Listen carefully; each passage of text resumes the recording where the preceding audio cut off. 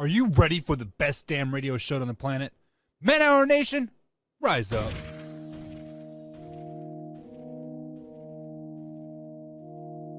You know on the beat every time, no. I would like to personally welcome you to Man Hour After Dark. Say that while I bring you the host, Mike, Buck, and Cone. You know who's coming to the sports talk than what you about to hear right here. I second that. Go. You know that it's us when we talking about sports. Giving you facts on the field to the core. Tune in, we need the support. 1 hour too short, then listen some more. On all your stations, not dropping no music. Starts like Adidas, but Nike just do it. Down 4 in the 4th, we go for the win. Michael 2 seconds, we taking it in. Buck, Mike, and Combs, you know what's going on. Man, now we're After Dark, no LA, we the big spark. No 4th and inches won't cut short. Got the best talking, it's all sports. Buzzing more than buzz beaters. We coming live all through your speakers, go.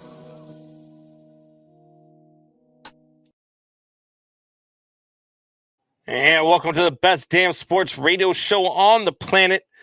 This is Man Hour. I'm your host, BC Beastie Brandon Combs. If you have not yet done so, please click like, share, and subscribe on whichever platform you're watching us on. If you're watching us on Roku TV and like what you see, head on over to youtube.com/Man Hour. You can subscribe for as little as $2.99 a month. Become a member of Man Hour Nation. You can comment in the little comment section there on YouTube as Rule the Jungle is in there picking on my overlay that I created last second while I was in a meeting at work and completely oversighted what teams were on the overlay. So apparently the Browns and the Saints are still in the playoffs and yeah. But anyway, once you're a member, head on over to manhourradio.com, click on the merchandise tab, get yourself some hot Man Hour gear. We have hats, shirts, hoodies, joggers, phone cases, much, much, much more. Alpha Rob, I see you in the comments. What's going on, buddy? And now that I've tried to pay the bills, let me introduce you. My co-host for the evening is none other than Wayne G. Wayne, what's going on, brother? What's going on? Not too much. It's nice to be in high def while you're over there in like 420p. 420p? What's going on? I don't know. You're a little bit blurry. Oh, man. It looks good on my end. All right. I don't know what's going on. If it's on YouTube, if it looks blurry, let me know. I will try to figure out what's going on. Maybe some internet issues or something. But hey, if it looks blurry, I'll try to fix it. But anyway, Wayne, why don't you tell everybody where they can find you at?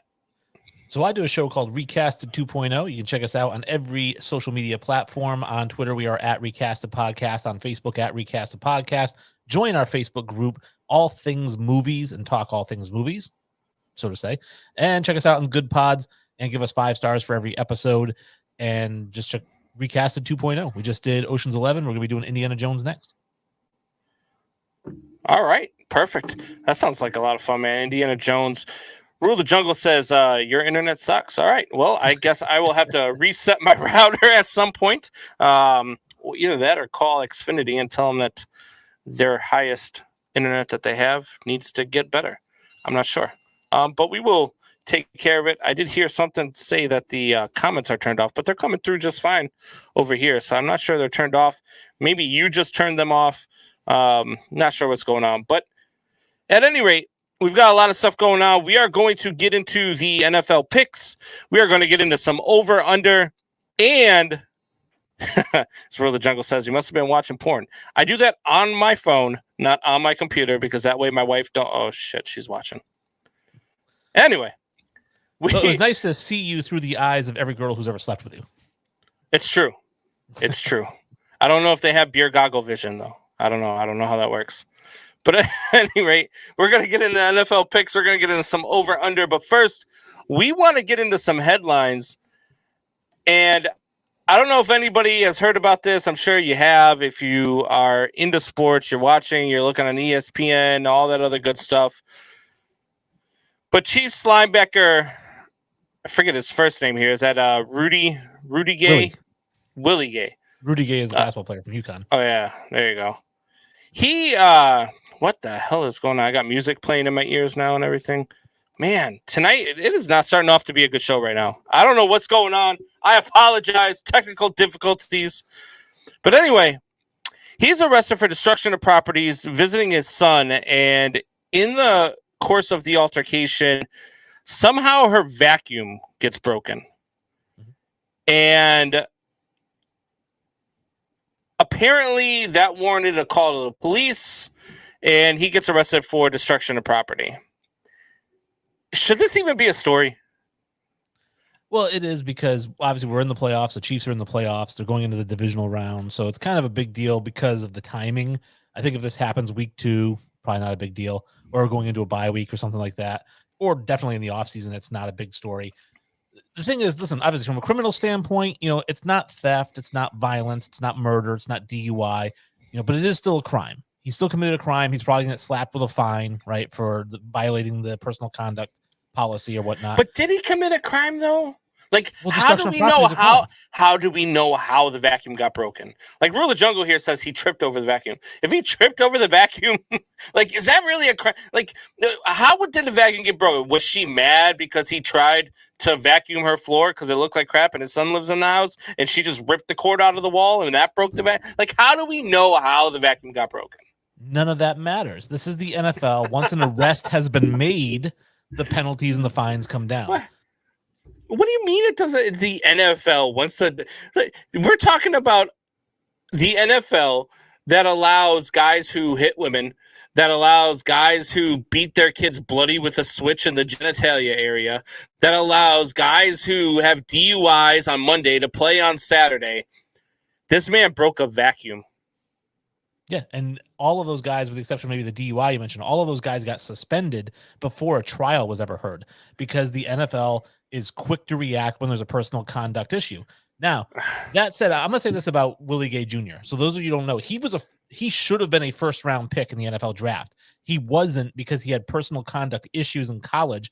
He was suspended for 8 games his junior year for academic fraud and for beating up another player right before a bowl game. So he's got some baggage.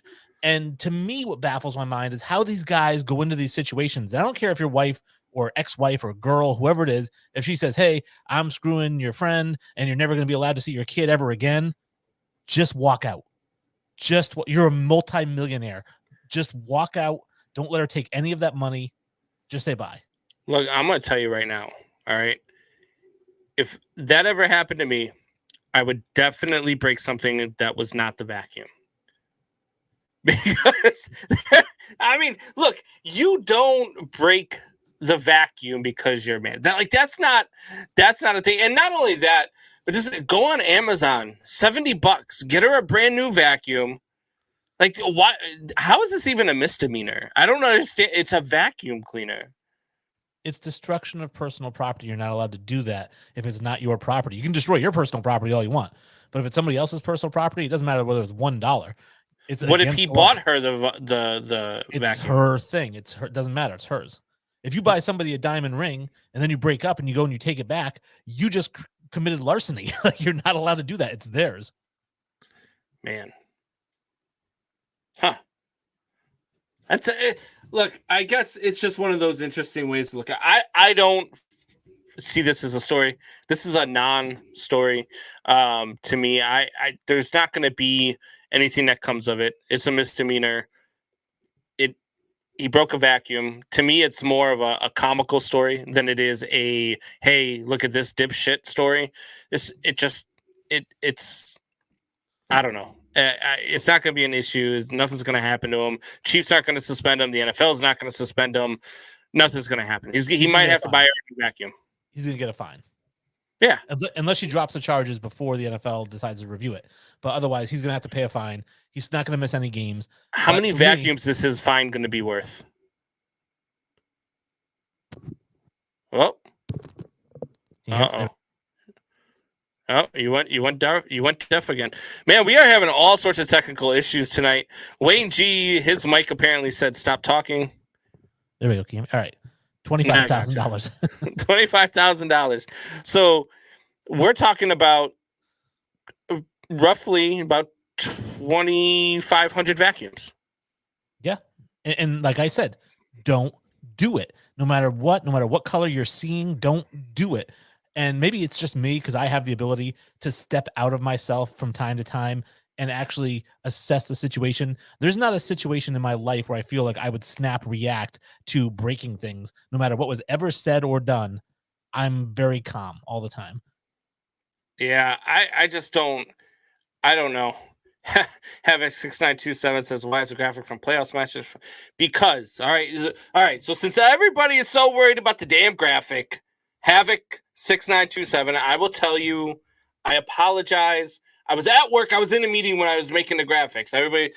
Buck wanted me to get the graphics up so he could start making some of the polls for tonight, and that way he can also do some videos type stuff. Some of the editing that he does in the back scenes, even though he's not on the show right now. He wanted all that stuff ahead of time. I was at work. I had some extra time, so I tried doing it while I was at work. So I Googled a photo. I said, divisional photo, and I clicked on it, and I saw the teams that were in. I saw the Bills. I wasn't paying attention to the matchups. I wasn't paying attention. I saw the Rams versus the Packers. I don't know. It was an oversight on my part. We can call it clickbait. It was I was joking around earlier. I think Rule the Jungle had asked me. I was joking around. I said it was clickbait, but realistically, it was just an oversight on my part. I wasn't paying attention when I made the overlay, and it stuck. So, hey, it happens. He was like, Giants 49ers. That'll be a good game. As Rule the Jungle says, damn, where's Buck? He never messes up. That guy messes up everything. And when I say everything, I mean everything. If he ever picks your team to be 11-5 and win their division, just know that your team's going to suck. Ask Detroit Lions fans if you don't believe me. All right, so moving on to the next thing we have here. So the Jacksonville Jaguars apparently are going to pass on Bill O'Brien. They are not going to hire the former Houston Texans head coach / GM. Is this a good move, Wayne? I don't think it's a good move, nor is it necessarily a bad move. I think that Bill O'Brien could be a good head coach, especially in that situation, because he is a quarterback guru. I mean, you have to remember, he was the offensive coordinator for Tom Brady in New England. He went to Penn State, kind of turned that program around. He is the reason that Deshaun Watson is Deshaun Watson. In fact, Deshaun Watson was really angry when they fired him.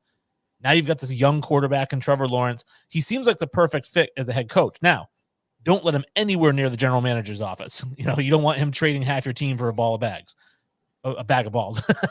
But but as a head coach, it's the Patino syndrome, right? Patino's a great basketball coach. He knows X's and O's as good as anybody. Just don't let him run your team. Yeah, but look, Bill O'Brien got fired because he was an idiot. Bill O'Brien got fired because he said, hey, you know what we're going to do?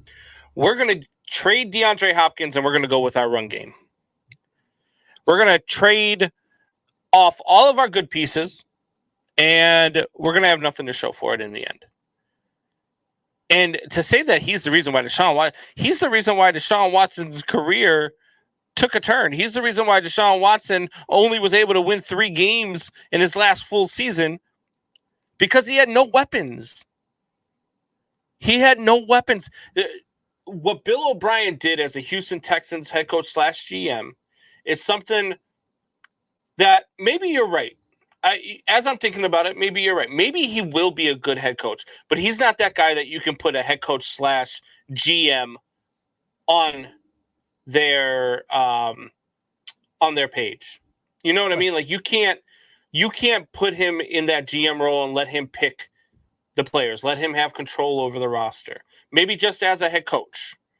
And most head coaches in this league don't have that power. Bill Belichick does. Obviously, he's earned it. Some guys do. Most guys do not have that. So I have no problem with bringing a guy like Bill O'Brien in to coach Jacksonville. I mean, I think Jacksonville would be ecstatic if they could get a guy like Josh McDaniels in there as the head coach. This is a guy who took Tim Tebow in the first round of the draft. Again, don't let him near your general manager office. Just let him call the X's and O's. Yeah, I don't know, man. I don't know. I saw what happened with Watson. I saw I don't even want to say regret because he was still playing at a high level. but I saw the way that it was handled. I saw some of the play calling. I saw some of the things that were done. I don't know that Bill O'Brien really needs to be a head coach, especially taking on another young quarterback. And then if you're going to put Bill O'Brien in an organization like the Jacksonville Jaguars, who have shown time and time and time again that they have no clue what's going on in the front office, much like my beloved Bears, like those are two front offices that are just inept at picking players, and to allow Bill O'Brien to come in and be your head coach, I just don't think it's going to be a good situation. I don't think there's really a good fit right now for Bill O'Brien. Bill O'Brien has to walk into a situation with a strong GM and with a strong ownership group. He's got to walk into a situation like the Indianapolis Colts, or he's got to walk into a situation like the maybe the Denver Broncos or something to that effect. He can't go into an organization like the Jacksonville Jaguars and succeed, if you ask me, in my opinion.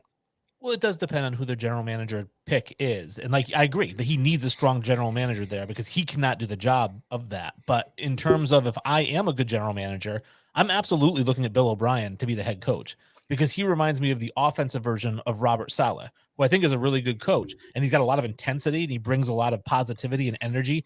O'Brien does the same thing. If you watch him coach Houston, he's extremely energetic. And I think they did the Houston, geez, I'm in trouble.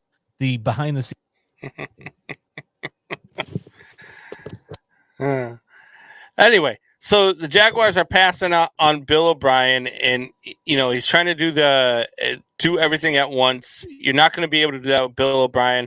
There's a couple of spots where Bill O'Brien might be okay. Like I said, Indianapolis, Denver, a place where you're strong. Indianapolis is not looking for a head coach right now. Denver is. A couple other places that might be looking along the way. Definitely not the Las Vegas Raiders, even though that looks like it's Jim Harbaugh's job right now. I don't know where Bill O'Brien fits. To me, if I'm a fan of any team, I'm hoping I'm not looking at Bill O'Brien as my first choice. I'd look at him and I'd look at him again for Jacksonville. I'd even look at him Dallas, right? I mean, get McCarthy out of there and put him in there. And you got a good GM in Dallas with Jerry Jones. I mean, you can say whatever you want about Jerry Jones being the owner / GM. Show me a bad draft pick he's made. Like, he does a really good job putting a team on the field. Yeah. No, I don't know. I'm not a big Bill O'Brien guy. So speaking of not a big fan of a certain team, we got the Philadelphia Eagles, and they have already decided that they're sticking with Jalen Hurts in 2022. I don't think this is a good move. I don't like Jalen. I don't think Jalen Hurts is the answer for any team. I think Jalen Hurts is a very viable backup quarterback in this league. I don't think he's a starting quarterback in this league, and I definitely don't think he's a franchise quarterback in this league. He makes too many mistakes. He looks lost at times when he's in the huddle. Doesn't make good reads. I'm not a big. I said this the other night with Buck. To me, he's a glorified Mitch Trubisky. He's a glorified Mitch Trubisky that's a little bit more mobile. I don't see him as a starting quarterback in this league. What about you? I love Jalen Hurts, and I liked him when he was at Alabama, and I loved him when he went to Oklahoma, and I like him now in the NFL. I think he's a great player. I think he's got a lot of potential. I think that it's funny because we talk about naming a guy a starter like 2 games after the season's ended, and it's strategic for sure. But here's the thing is that, do you think Zach Wilson's going to be the starter for the Jets next year? Yes. Do you think Trevor Lawrence is going to be the starter for the Jaguars? Yeah. Both those guys had worse years than Jalen Hurts. So, and he's only 1 year removed than them. He's in his second year. They're in their first year. So he's still a young guy. So he had a better season than 2 franchise quarterbacks. Give him another shot. Let him see how he does. Now, on the off chance you decide to trade for Deshaun Watson, because they have been kind of linked to that whole thing, you just named Jalen Hurts your starter. So that means that your price on Watson's gone down if you're Philadelphia. See what I'm saying? So there's no bad move to it. If you do keep him as a starter and you don't trade for Watson, he's got a lot of confidence going into next year. If you do trade for Watson, you're going to pay less for him because you've already named your starter. Do you think that Watson is the only option? Is Watson the only guy you would bring in over Jalen Hurts? He's the only legitimate option because you're not going to get Aaron Rodgers. He's not going there. So Russell Wilson's not going there. So those are the guys that you would put ahead of Jalen Hurts. But other than that, like, would I rather have Hurts or Cousins? I'd rather have Hurts. If you ask me, their best option to replace Jalen Hurts is on their own roster, and that's Gardner Minshew. If Hurts gets hurt. But I think Gardner Minshew, if you give him the opportunity to win that starting job in the preseason, I think he can beat out Jalen Hurts for the starting job. I think Gardner Minshew's a better quarterback than Jalen Hurts. He could still win it. I mean, just because you named Jalen Hurts the starter now doesn't mean that he's not going to lose a quarterback competition. You could still have that competition. You're boosting his ego right now. Yeah. But I don't think Gardner Minshew wins that competition. I think that Jalen Hurts has more arm strength, and I think he's more mobile, and I think he just gives you more options. And Rule the Jungle says Mitch is going back to Chicago or Philly. So let me touch on the first part of that. Mitch Trubisky is absolutely positively not coming back to Chicago. That's not going to happen. The fans don't like him. He doesn't like being here. He even said earlier in a press conference this year with the Buffalo Bills, it's nice to finally be on a team that actually wants me to be here. And he is not welcome in Chicago. We don't want him back in Chicago. He doesn't want to be back in Chicago. Philadelphia one is interesting to me, though. Interesting is not a chance, because that's really interesting to me, too. I mean, well, if you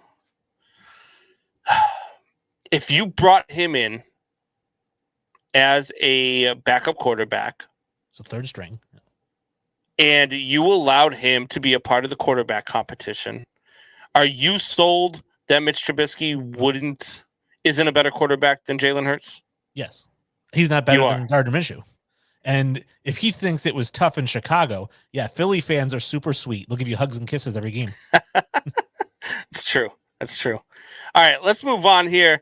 One of the things that you really wanted to get to, and this is something that I wanted to touch on as well, is Russell Westbrook got benched last night in a tight game by a head coach who has been rumored to be on his way out of Los Angeles. So this team's, one game under 500 right now? Something like that. They're struggling. And so now Russell Westbrook, who, look, for as talented as Russell Westbrook is, he's a diva, right? And he's one of those guys where if you hurt his feelings, it might be hard for him to come back from that. And I don't know how you hurt his feelings more than sitting him in the tight game in the fourth quarter. Yeah, I don't think he's going to like it. I understand it from a coaching standpoint, because Russ does play a little bit out of control. And, if you're playing out of control during the whole game and it's tight, you got to be like, listen, man, we need you to dial it back. Now, maybe he got a couple of warnings during the game and then just kept kind of going 100 miles an hour like he does. But if you're not going to dial back the throttle into second gear, then you're going to have to sit on the bench. I think my issue with it, and I mentioned this to you off the air, was that the story, the headline was that Vogel benches Westbrook, gets approval from management to do it. Like, yeah, they approved him to do it when they hired him as the head coach. That's a head coaching decision. Do you see Bill Belichick going up to Robert Kraft and be like, hey, is it okay if I call a passing play here? What do you think? Look, yeah, you're right. The whole, he had approval from, ownership or front office to go ahead and bench Russ. Sure. Whatever that means. That doesn't make it any easier. I don't know what the situation was. I don't know what Russ said. I don't watch a ton of basketball. I have started to get back into it. I'm really interested in the Eastern Conference right now with the Bulls. I don't know what Westbrook did, why he sat him. Was he playing out of control? Like you said, he tends to play out of control.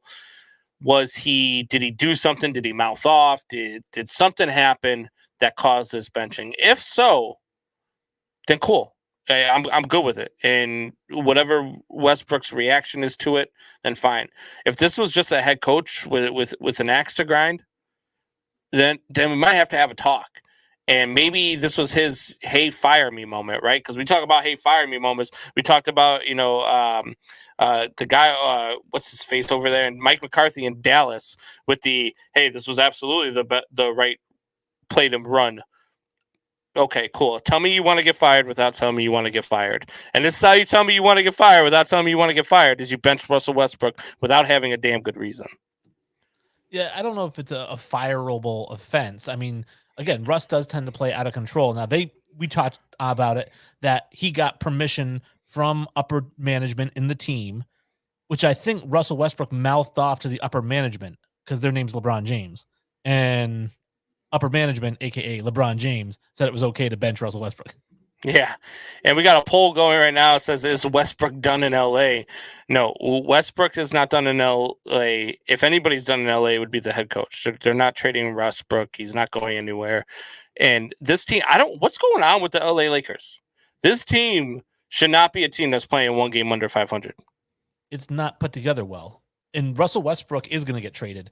And the reason he's going to get traded is because he does not mesh well with LeBron James. Both of them need the ball 50% of the game. Russell Westbrook has to play on a team where he can dominate the ball. He can't do that in LA because otherwise LeBron gets upset. And like I said, LeBron owns the team. So you got to put him on a team where he can kind of run the show. Yeah, I don't know. They should be. A lot of people said the Bulls weren't put together well. And I mean, they've proven people wrong. I don't know. I don't know how you overcome it. I don't know how you get better. Maybe it is by trading Russell Westbrook. Who do you trade him for? I think at this point you don't get a whole lot in return for him. I mean, maybe some veteran guy who is in his final run. I don't know. You're not going to get a Russell Westbrook caliber player for Russell Westbrook. You're getting pennies on the dollar for him. Okay. Well, we're going to head to our first break, and when we come back, we are going to start getting into them playoff breakdowns. I see Rule the Jungle says the Bengals are going to win by 28. Well, stay with us here. We're going to get into that game here in just a few minutes. 2 minutes, we'll be right back.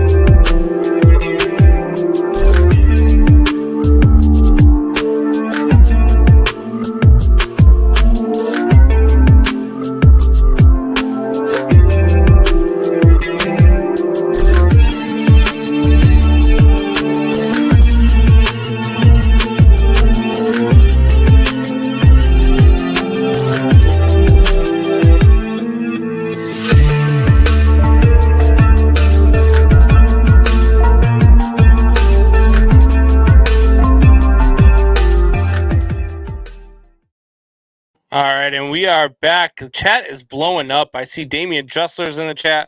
What's going on, Damian? Rule the Jungle. Drew, I see my father-in-law Leroy was in there. Alpha Rob's out there. So a couple of things I want to get to, a couple of comments I want to get to here. Maybe you can address. It says, Kawhi turned down the Lakers and went to the Clippers to prove a point. He wants to be the best in L.A. Okay. Would you trade Westbrook for Kawhi? Yeah, hands down. Yeah, but the question is, if you're the Clippers, how many first-round picks unprotected do you want to go with Russ? Like 12? Yeah, I agree. Somebody else had said CP3.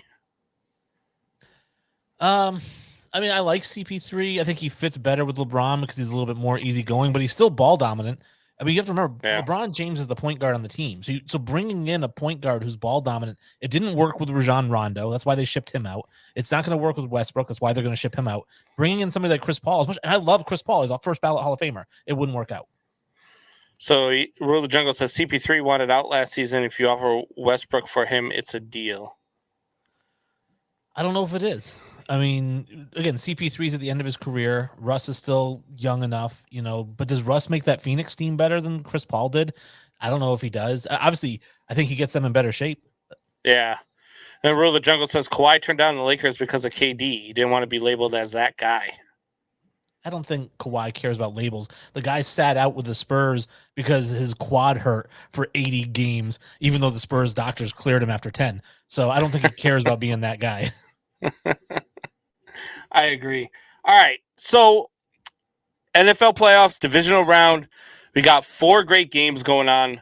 This is going to be a wild weekend. I'm looking forward to all weekend. As a matter of fact, not only the football games, but also the UFC pay-per-view this weekend. I'm gonna be hyped for some sports this weekend. So don't call me Saturday after 4:00, and don't call me at all on Sunday because you will not be able to get me. Let's get to the first game, though.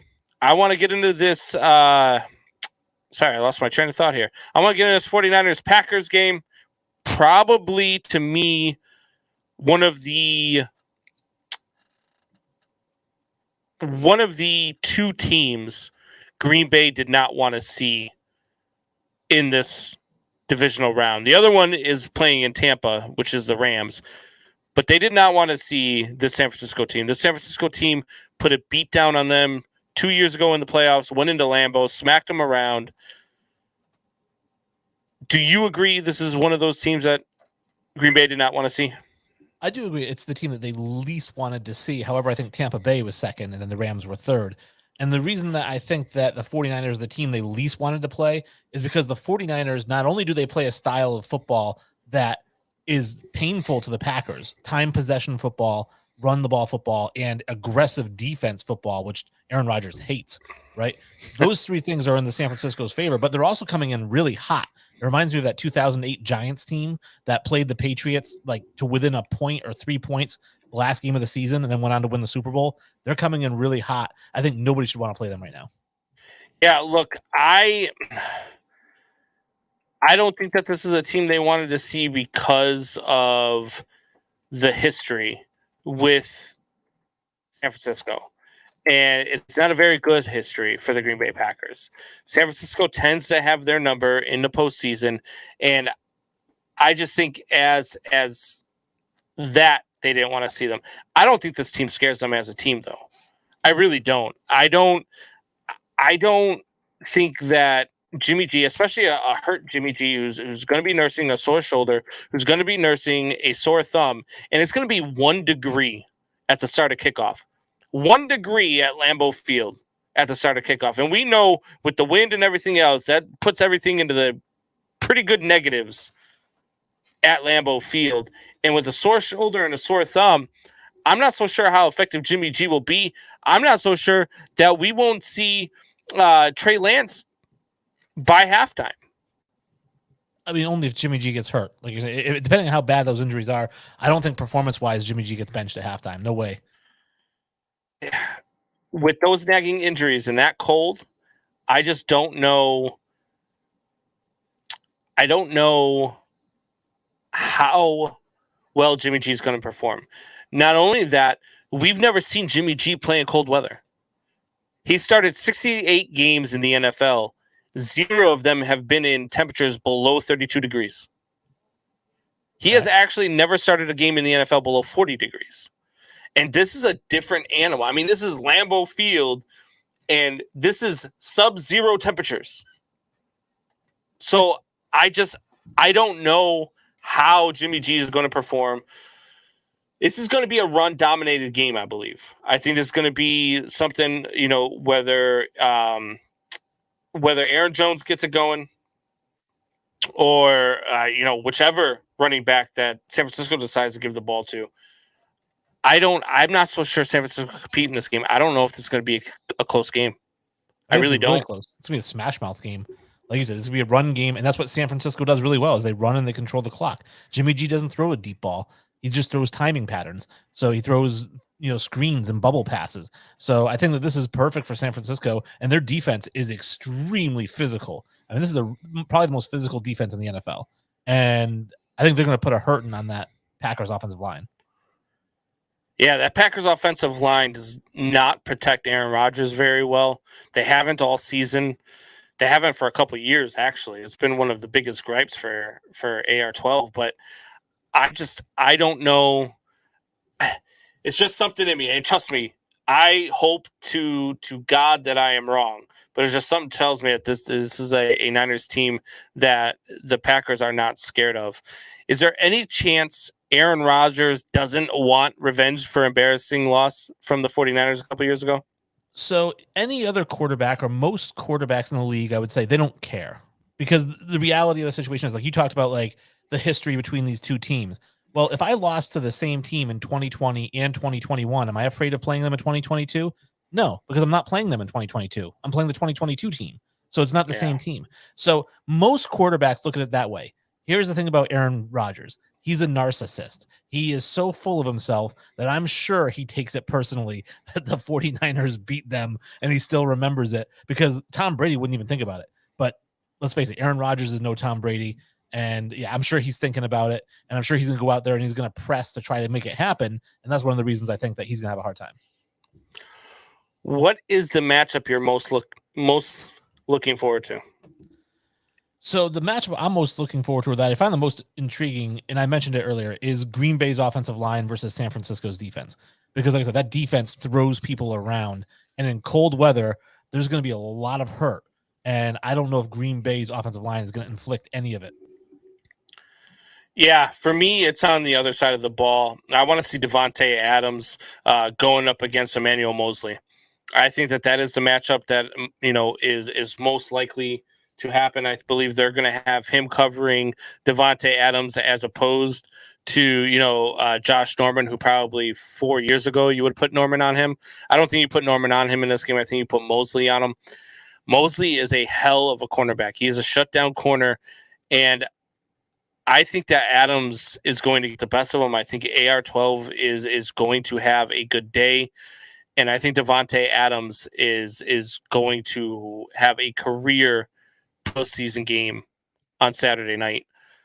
So, what is your key to a Packers victory? Well, for starters, I want to say that I'm impressed that you said Davante Adams plays on the other side of the ball from the Green Bay offensive line. And the key for the Packers is going to be make Jimmy G air it out. Make him put up the ball 30, 35 times, because that's an offense that is designed for him to throw 15 to 20 passes tops. And if you make Jimmy G throw the ball 30 times, I think the Packers win. Well, Davante Adams doesn't play opposite of the offensive line, but Emmanuel Mosley does, and that was my matchup. So, other side of the ball, Emmanuel Mosley versus Davante Adams. That's what I want to see. My key to victory for the Green Bay Packers is actually going to be the offensive line. Kind of along the same lines as you were. How well they protect Aaron Rodgers is going to be the key to this game. Give him time to throw the ball. Give him time to find open receivers. Give him time to do what Aaron Rodgers does best and attempt to pick that San Francisco defense apart. Attempt to get the ball to Davante Adams as much as possible. Put the ball in the hands of your playmakers, and you'll be good to go.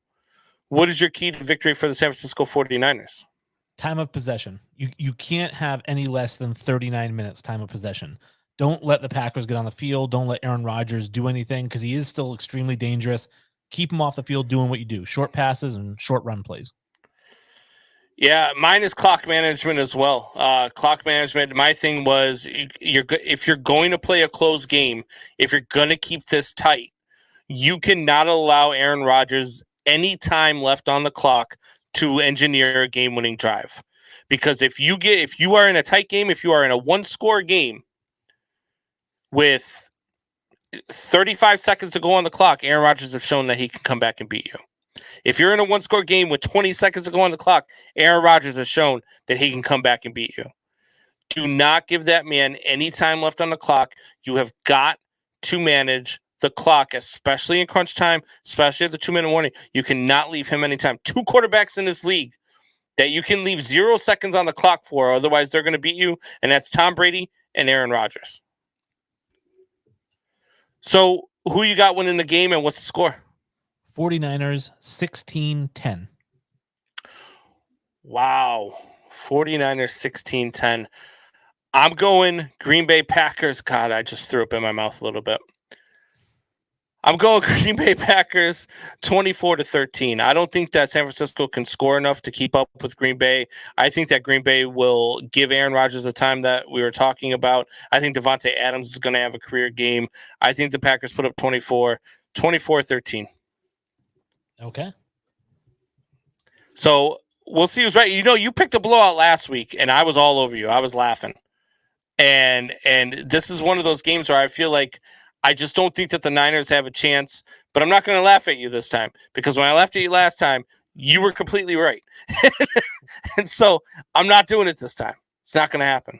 You know what's so crazy is that people rejoice across the world when I'm wrong about something, and yet they only remember when I'm right. And I think that's why they rejoice so hard, because you have to remember, I also picked the Patriots to win, and they got beat by 30. So that's true. Alpha Rob says 49ers are going to need their best pass rusher. Damian Dressler and Rule the Jungle are going back and forth about Bengals and Titans. We're going to get to that game here in a little bit as well. Rule says 49ers need to keep Rodgers off the field. No pass rush can stop him. I mean, there's a lot of pass rushes that can stop him. They've just got to get to him. That's going to be the key, getting to Rodgers. Then he said something, King Henry, who crowned that loser. These guys are going back and forth. Damian says Green Bay has all the same weapons as the Niners, but more. I agree. Alpha Rob says 27-17 Green Bay. I can see that as well. I don't see the Niners walking out of this one.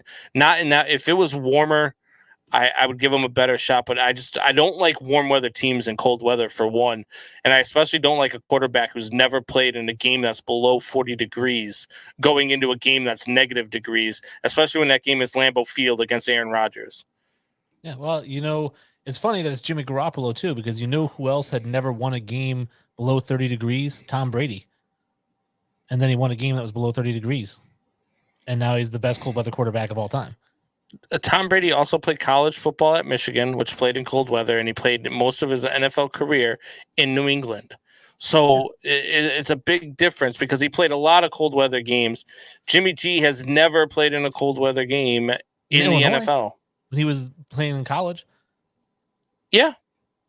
So same thing as Tom maybe Brady. Because college football is over, especially at Eastern Illinois. It's over by October. There's no college football after October for Eastern Illinois. Well, you just said Tom Brady's. So I'm saying, like, if both these guys played in the cold weather, but Tom Brady played in Michigan. Michigan plays late into November and into December, and they play against all. The bowl games that they play though are like in warm weather stadiums.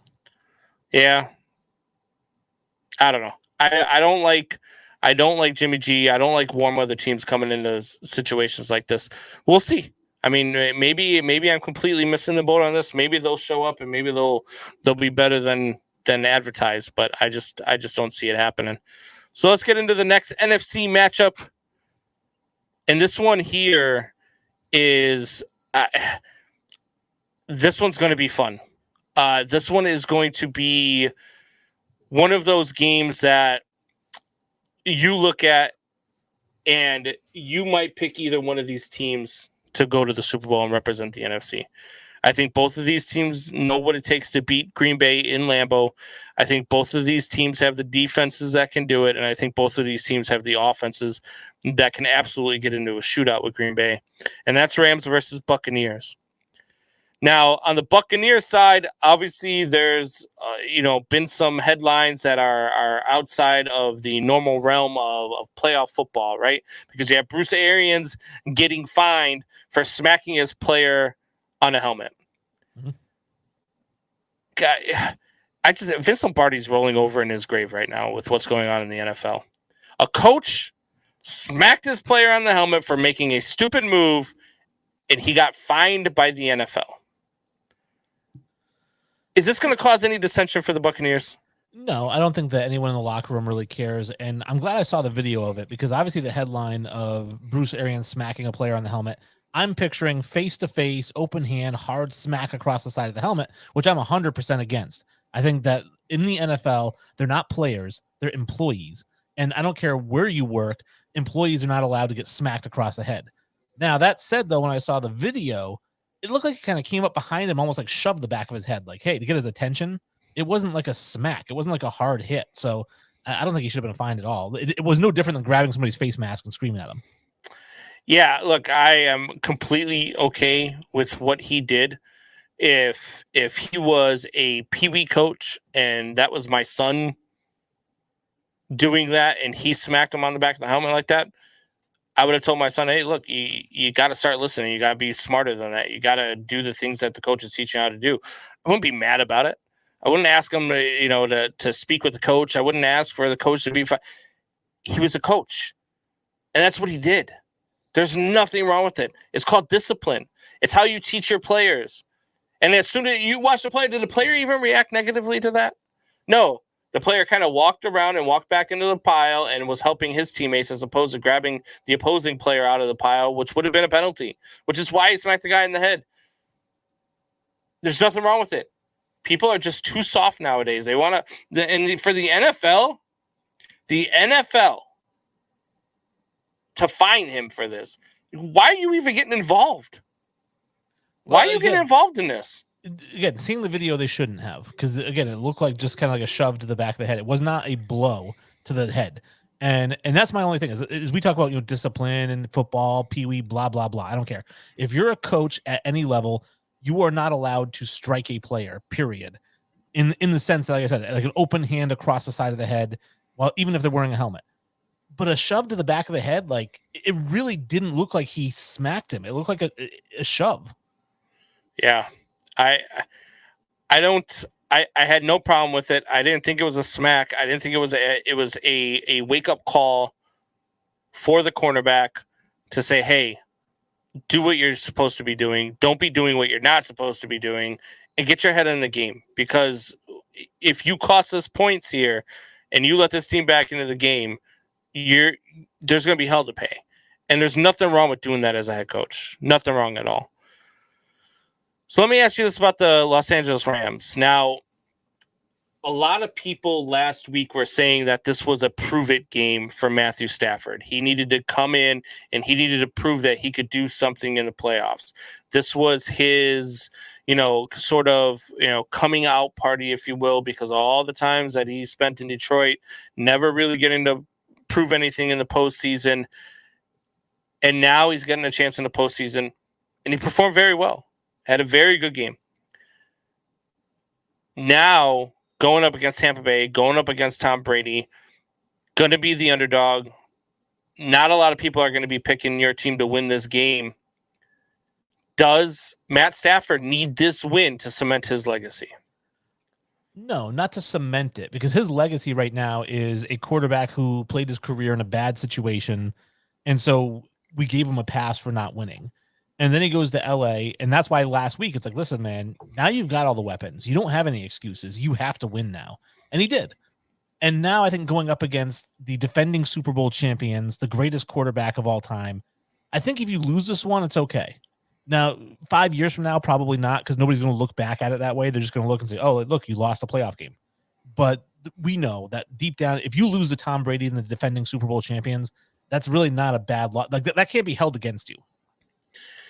Yeah, look, I am one of those guys who I've said it time and time and time again. You don't bet against Tom Brady in the postseason.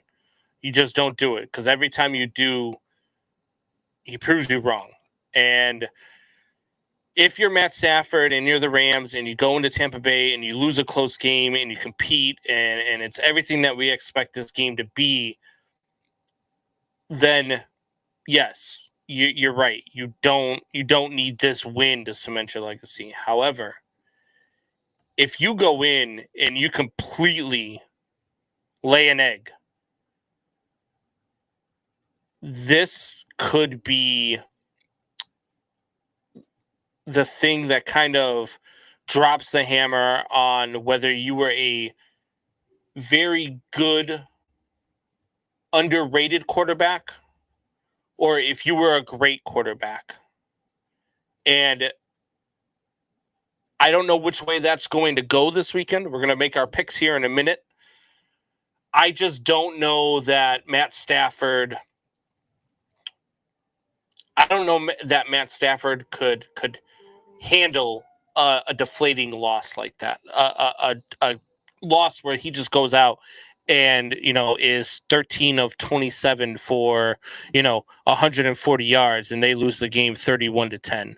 Like, I don't think that Matt Stafford could handle that. I think that that would really hurt him as a quarterback. I think it would hurt him as a person, and I just don't know if he'd be able to rebound from that.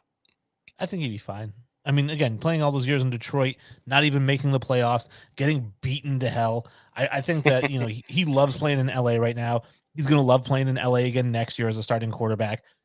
Maybe Tom Brady will retire in the offseason. You'll get another shot. But, yeah, it is what it is. I think Matt Stafford's a first ballot Hall of Famer, no matter how you cut it. If he loses this game 50-0 and goes 0 for 27 with 5 picks, he's still a first ballot Hall of Famer.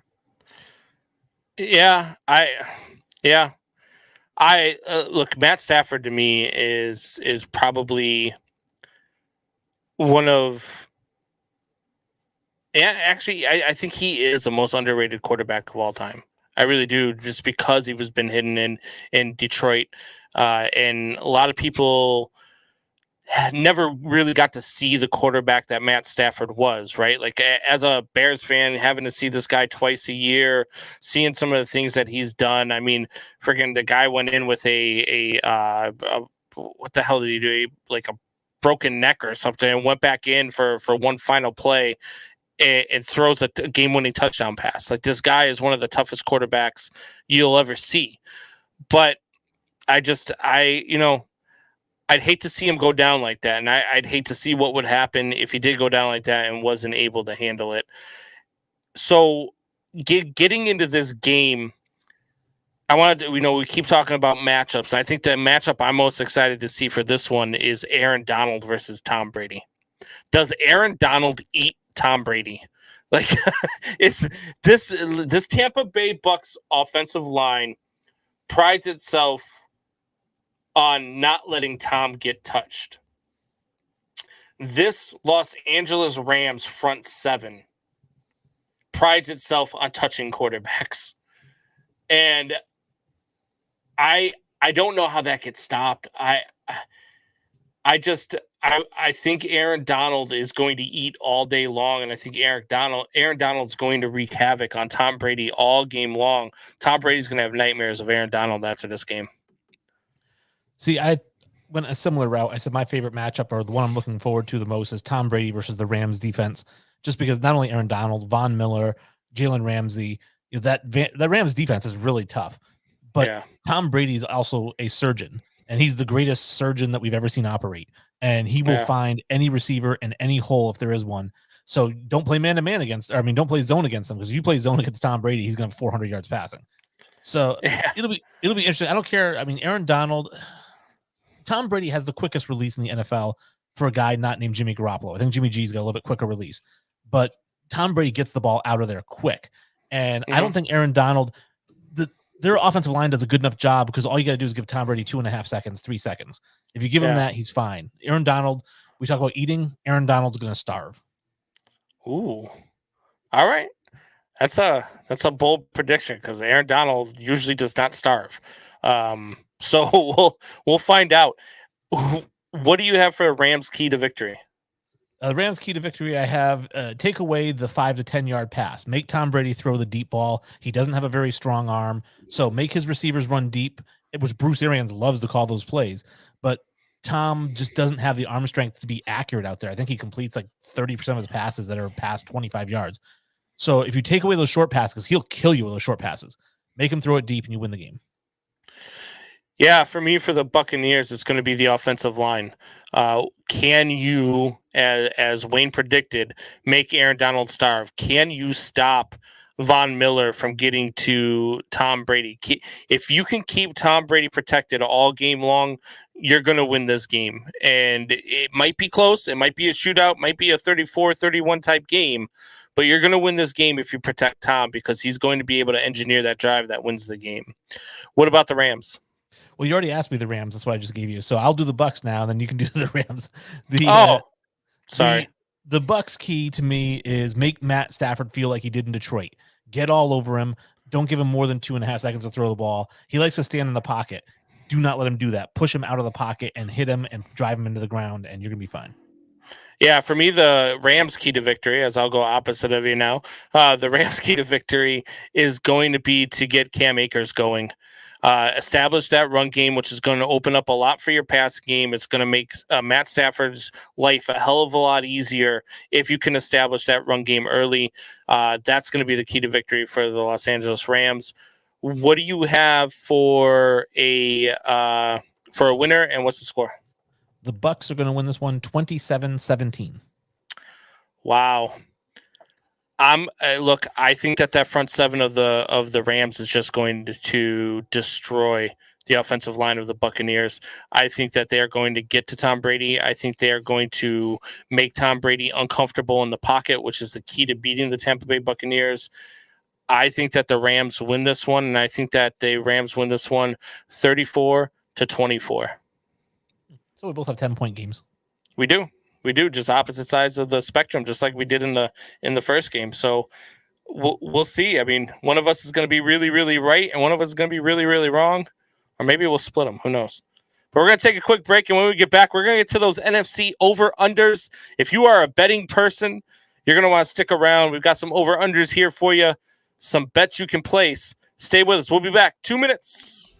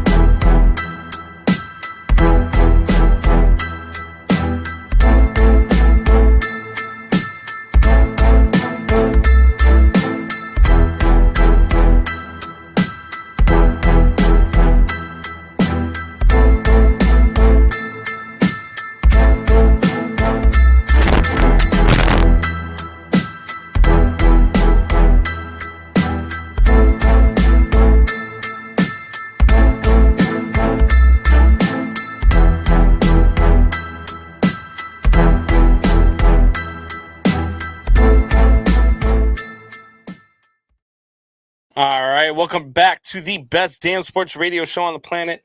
This is Man Hour. I am Brandon BC Beastie Combs, and this is Wayne G from the Recasted Pod.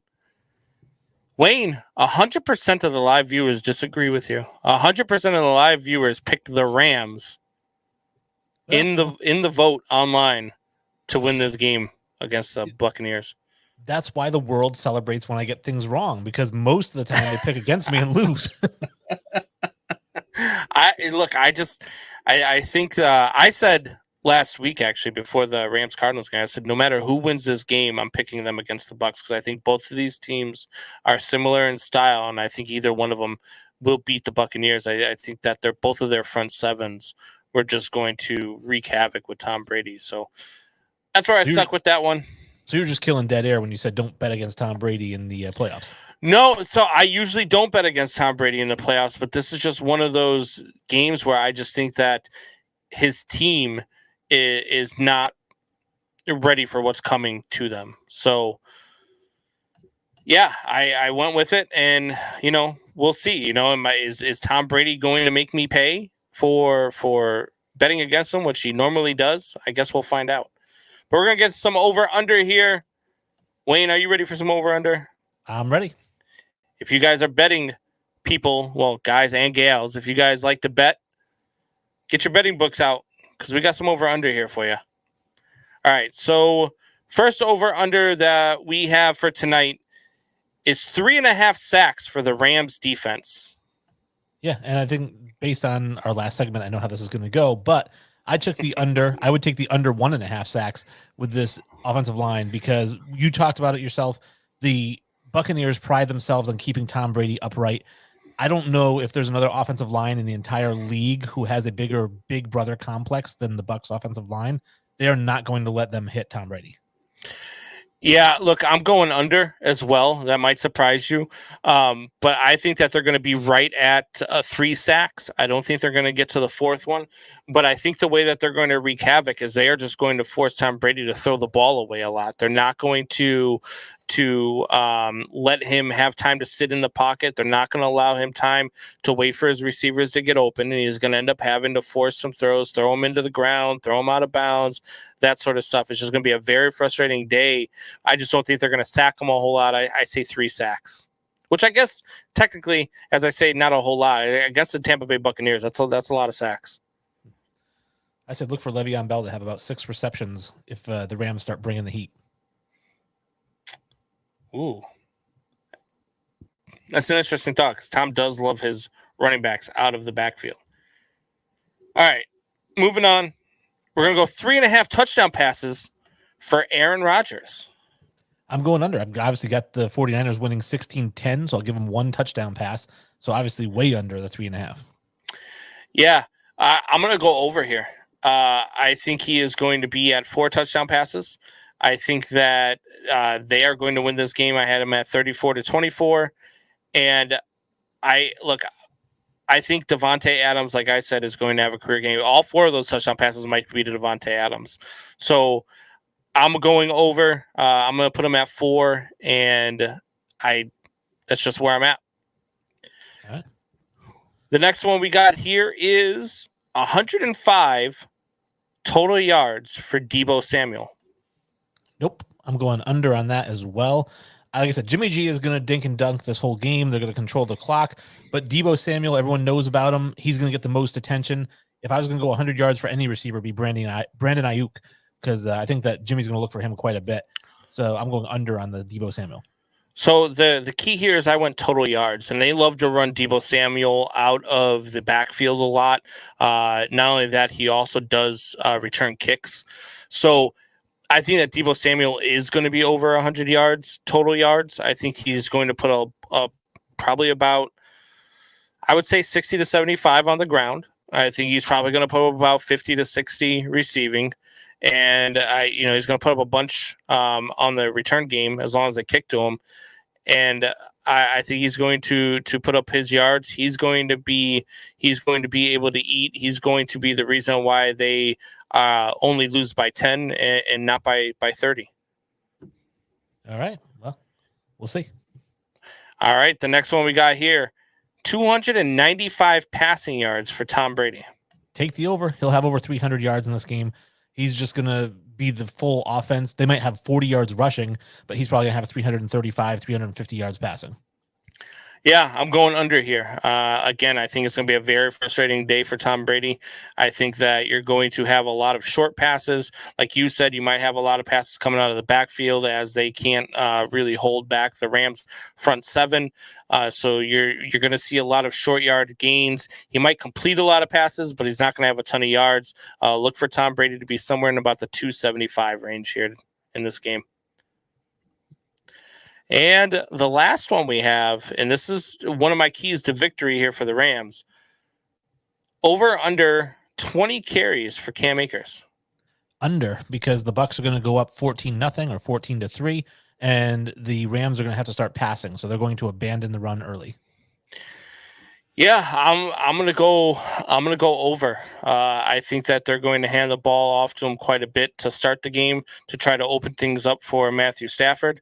I think that they'll be able to get some sort of a lead, and towards the end, they're going to want to run the ball a lot again to keep the ball out of the hands of Tom Brady. So I'm going over here. I think you're going to be looking at about 25 to 30 carries for Cam Akers in this game. Man, I don't think you've seen enough Bucs games this year. That front line stuffs the run. Like every running back who plays against this Bucs team is basically 119-pound JV player because nobody can break through this line. All right, we're gonna see how it goes. I'm going over with the carries. I don't know how much yardage he's gonna get, but they're gonna have a lot of carries. 20 carries for 8 yards. 20 carries, 8 yards. Sounds like a Bears game. All right. So that's it for the NFC over-unders. Let's get into the AFC game, shall we? Yeah, Bengals Titans. Everyone's asking about it. Yeah, Bengals Titans. This one is huge in the chat. Rule the Jungle. I am assuming by the name you have, you are a Bengals fan, sir. So one of the things that is getting Titans fans all, happy and their pants are getting shorter is King Henry is back. Do you have any doubt that King Henry is ready to come back and dominate? No doubt in my mind whatsoever. I don't know about dominate, but no doubt in my mind that he's ready to come back because they have made such a long-term investment in him. What, they get 4 years, $64 million or something like that. They are locked in with him for a long time. There is no way in hell they're bringing him back unless he's 100% ready to play. So I don't know about dominate because it's tough to come back and dominate when you haven't played for 7 or 8 weeks, but he's definitely ready to play. I'm going to say, yes, he is ready to come back and dominate. I'm not going to say he is going to come back and dominate, but I think he's ready to come back and dominate. This guy is a freak of nature. Well, this guy's workout routine is ridiculous. And I guarantee you that as soon as he was able to walk and run again, he was out there training on the hills. He was out there pulling sleds. He was out there doing the things that King Henry has done that have made him King Henry. And so, look, the Titans lean heavily on him. The Titans can be down by 2 touchdowns. They are still handing off the ball 10 times on a 15-play drive. That's how much the Titans lean on King Henry. I think King Henry is ready to come back and dominate. So I'm going with the yes there as well. What does this game mean for the future of the Bengals, though? This is a team that just won its first playoff game since before text messages were invented. This is a team that, fans, and I've said this before, so rule the jungle if you're out there, if you're still watching. I've said this before. This fan base deserves this team that they have, and they're going to be good for a long time.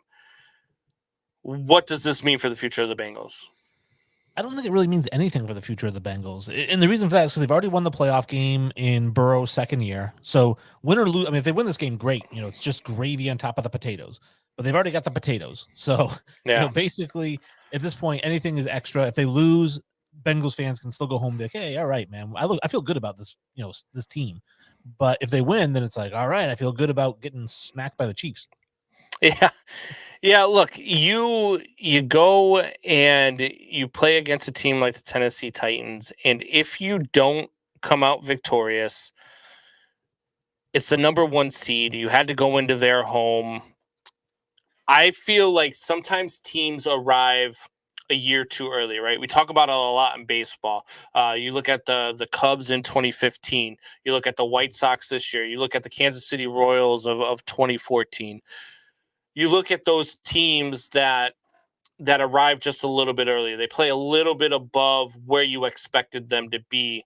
And then the next year, they're ready to really go out there because now they have the experience. Now they've got, it under their belt. They've got the division crown under their belt. They've got the playoffs under their belt. Now they're ready to go out and take that next step. So if you don't make the AFC title game this year, I think Bengals fans are still happy with the way the season went. I think Bengals fans are upset that they lost in the divisional round and wish they would have made the AFC title game. But I think that they're okay with how the season went. And I think that the Bengals are a team that will continue to be good for probably at least the next 5 or 6 years. They're going to be a mainstay in the NFC North, or AFC North, I should say. So what are your Bengals keys to victory? You want to know what my favorite matchup is going to be? Oh, I'm sorry. What's your favorite matchup?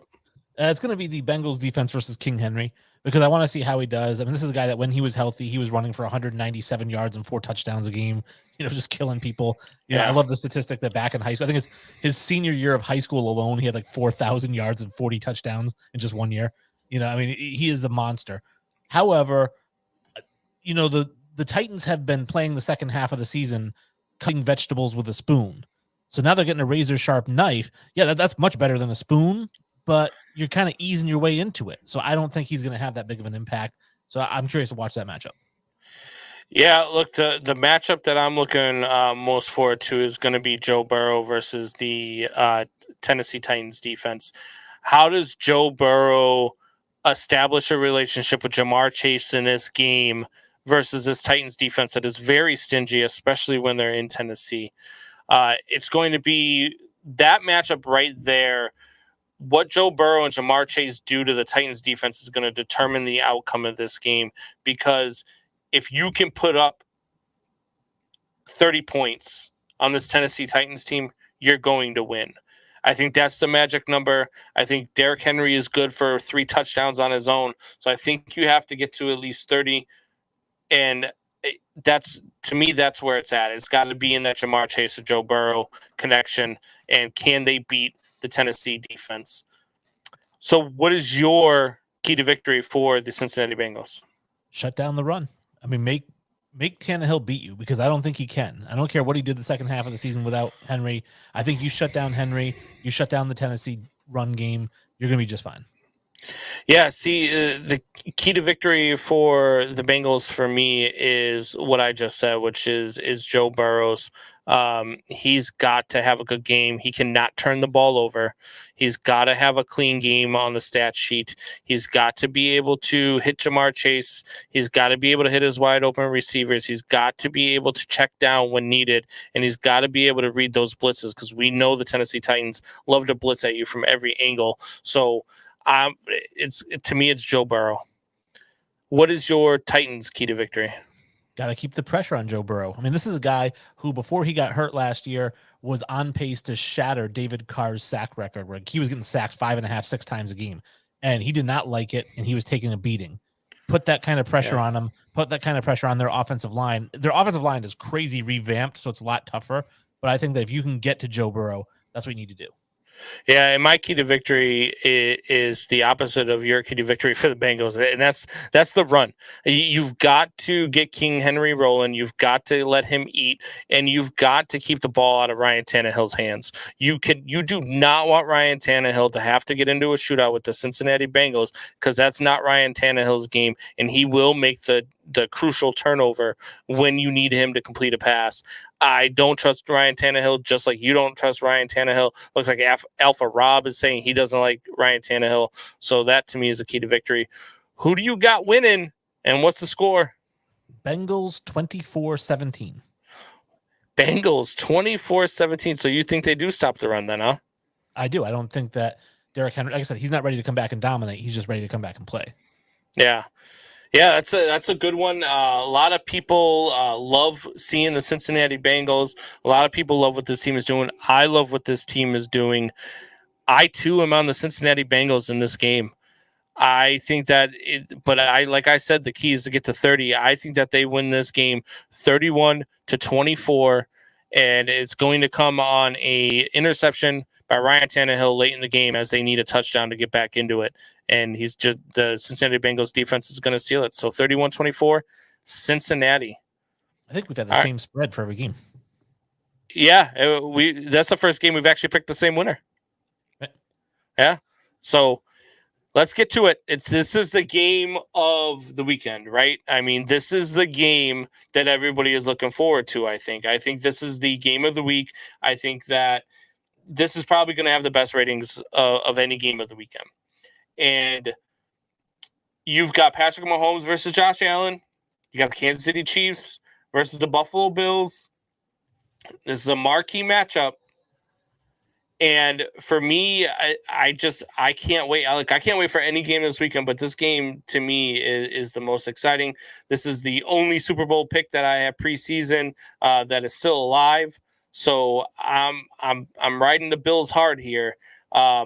Should the Chiefs be the favorites in this game? Yeah, so I'm gonna start off by saying I think the game of the week is the Bucks and the Rams personally, because I'm one of those New England fans who's rooting for Tom Brady now. Oh, you're one of those. Yeah, guys. Apparently I'm one of those guys who it's not okay to root for your favorite player who's still left. But no, yeah, should they be favorites? I mean, that's a silly question. Of course they should. They're at home. Patrick Mahomes just threw for 5 touchdowns last week. They absolutely should be favorites. Now, listen, Buffalo's not the Steelers. I understand that. But you're playing in Arrowhead. You're playing with who I've said is a top 3 quarterback in that top tier. You absolutely should be the favorites in this game. Look, I'm not so certain that they should be the favorites in this game. And if they are the favorites in this game, it shouldn't be by more than 1 point. I know it's Arrowhead. I know it's the postseason. But earlier this season, the Buffalo Bills walked into Arrowhead and they manhandled the Chiefs. They've shown that they can beat the Chiefs at home in Arrowhead, and people are like, "Oh, well, it's the playoffs now." To me, that's a fan's mentality, right? Because it's the same fan base in the same stands in the same stadium. It's just a different month, okay? And yes, I know a little bit more is on the line than there is in week 7 when they played earlier this season. The Buffalo Bills, to me, are the best team in the AFC. I don't think that there's a team better than them right now. I really don't. I think that this front 7 for the Bills is a top 3 in all of the game. I think that Josh Allen is a top 5 quarterback in the game right now.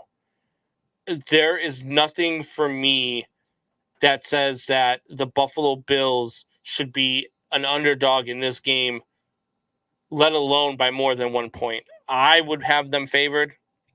I would pick them to be a favorite by at least 3 in this game.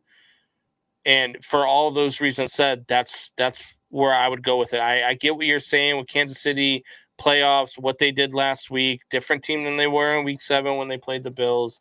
I get all that, but it's not like the Bills are a chump walking in here. This is a very good Bills team. No, I don't think they should be an underdog by like 2 touchdowns, but I think a 1 point underdog, 2 point underdog, that's completely fair. What about my other statement that I just said? I think Josh Allen's the top 5 quarterback in this game right now. Are you there with him? Yeah, I mean, I think unlike a lot of what you say, you can make a case for it. And I think that, I figure if I put the quarterbacks into tiers, the first tier is Brady, Mahomes, Rodgers. Those are the top. That's tier 1. Nobody else is on that tier. Then you have tier 2, and tier 2 is going to be Herbert, Stafford, Kyler Murray, Dak, Burrow, and Josh Allen. So you've got a total there of 9 quarterbacks you can choose from. Do you think Josh Allen's on the same level as Dak? And you think Burrow's already there too? Yeah, I think those guys are all on the same level. You look at their statistics; they're all statistically on the same level. And you look at what they can do talent-wise. You're a big fan of the eye test. I mean, watch Joe Burrow and tell me he's not on the same level as Josh Allen. I mean, his talent is insane, ridiculously insane. Yeah, I just think that it's I think what Allen has been able to do with the Buffalo Bills, over the last 3 seasons is last 2 seasons. Well, yeah, last 2 seasons. I guess his rookie year wasn't so great, but he's been in the league 4 years, so his first 2 years weren't that great. Did he play much his rookie year though? I don't think he did. He was a starter. Was he? Yeah. He was a rookie starter? Yeah. I thought he sat behind what's his face? He finished the Tyrod season. Taylor for a year. No, maybe a few games, but he finished the season with Okay. completing 58% of his passes. Okay. I mean, this is a guy who threw for 36 touchdowns, 15 interceptions, 4,000 yards. I like Josh Allen a lot. I think he's a top 5. I don't really – I mean, I guess you could put him in tiers, but I think that if you start going, and ranking them 1 through 10, He's in the top 10. I see. I have him in the top 5. I have, I'm with you. Brady, Rodgers, Mahomes. Those guys are on a level of their own. I got Deshaun Watson at 4, and I got Josh Allen at 5 right now. Oh, see, I didn't have Deshaun Watson. So, yeah, I guess there's 10 quarterbacks you could choose from. But, yeah, I mean, what about Justin Herbert? I mean, you going to put Justin Herbert in that? The guy threw for 5,000 yards. I don't think. More touchdowns, less interceptions. Is it only it's the second year? I mean, he's the second-year starter. Yeah, and he was really good his rookie year, too. Yeah. So, yeah, I guess maybe you could put him on that level. And if you put him there, you have to put Burrow there. You don't think that Justin Herbert has done more than Burrow in his first 2 seasons? I mean, Burrow was showing signs of being right, but Burrow was showing signs of being good, but they still weren't a very good football team under Burrow his rookie year. I believe they were 2-7 his first 9 games before he got hurt. I'm looking at the I mean, you're looking at exactly like you said, completion percentage, yardage. What Burrow had, even if you just took their first 9 games, so what Justin Herbert was doing, who didn't even start. I think it was week 3 when Tyrod Taylor's lung got punctured by Herbert's uncle, who was the doctor. I just don't think that. I don't think that Burrow. I like Joe Burrow. I really do. Don't get me wrong. I'm not putting him there with Herbert and Allen just yet. And I put Burrow ahead of Dak though. See, I don't put Burrow again. They're on the same tier, so you can flip them. When I say they're on the same tier, you can flip them. But I think Dak Prescott's another guy. Again, last year before he got hurt, he was averaging 350 yards a game passing. This year he came out, he had 3,800 yards. He had a good year. I mean, and he doesn't throw a lot of interceptions. Like Dak isn't an interception machine. I think he had 33 touchdowns and 14 interceptions. So very similar to what Josh Allen put up, very similar to what Burrow put up. So I think he had more weapons, although maybe not. I don't know. He had the head coach was an idiot, but but I think that he's on that same tier. That's why I'm saying I'm not putting him ahead of him. I'm just saying they're all kind of on that same level together. Yeah, I mean, Joe Burrow had that. His passer rating is last year was only at 89.8, and that takes away all of the other stuff that we were talking about. I mean, you look at a passer rating of 89.8, and to me, that it pushes him off a little bit for me. But that's I'm not saying, and again, that's not a slight against Joe Burrow, because I still have him as a top 7 quarterback in the league. So it's not like I'm sliding the guy, but I think that Allen and Herbert are just a tick above him at this point. Getting back to this game here, what matchup do you like the most? Mahomes versus the Bills defense. I think that's going to be really fun to watch. I think that Bills defense is insane. I mean, they fly all over the field. They are fast. That said, I think Mahomes puts up some pretty good numbers, probably 3 or 4 touchdowns this game. I just don't think they can stop him, but they are fast, and I think it'll be fun to watch. So I don't say this statement a lot, but Buck had an interesting take the other day. And that interesting take was the key to stopping Patrick Mahomes is keeping him in the pocket as opposed to letting him get out of the pocket. Do you agree with that? If you pressure him, if you just let him sit back there, that's dumb. And I'm going to tell you this. I don't know if I've told this story before. I went to basketball camp. I got to meet Don Nelson, who's a Hall of Fame basketball coach. And he told a great story at basketball camp about this. And this is what I think was to keep him in the pocket, right? Because Mahomes. Is this your one time at basketball camp story? Sure. My one time at basketball camp. No flutes. But no flutes? All right. No. But Don Nelson said that they're so playing what did you stick in your pussy? I don't want to know. Never mind. Right, Go ahead. We're going to off track it. We'll save that for Would You Rather next time. All right, perfect. So I was talking with Don Nelson, and Don Nelson said that they played the Chicago Bulls, and Michael Jordan had scored like 37, 38 points on them, and 5 guys fouled out trying to guard him. And so he said, I got this great idea. Next time we played Jordan, I said, listen, guys, just let him shoot as much as he wants. Like, don't foul him at all. Let him take as many open shots as he wants. And that's the key. And he set a record for most points scored in our stadium. So when I think of the philosophy of like, if you want to shut down Patrick Mahomes, yeah, let him have all the time in the world. I don't think so. I don't think that's the right answer. So if you pressure him in the pocket, you feel like you got a better chance than if you pressure him and let him roll out. Yeah, don't let him roll, because rolling out, you're toast. I mean, nobody throws better on the run than Patrick Mahomes. So yeah, don't let him roll out. Pressure him, make him step up in the pocket, but still have to get rid of it fast. I think if you keep him in the pocket and you still give him 4 or 5 seconds, you're done. Okay.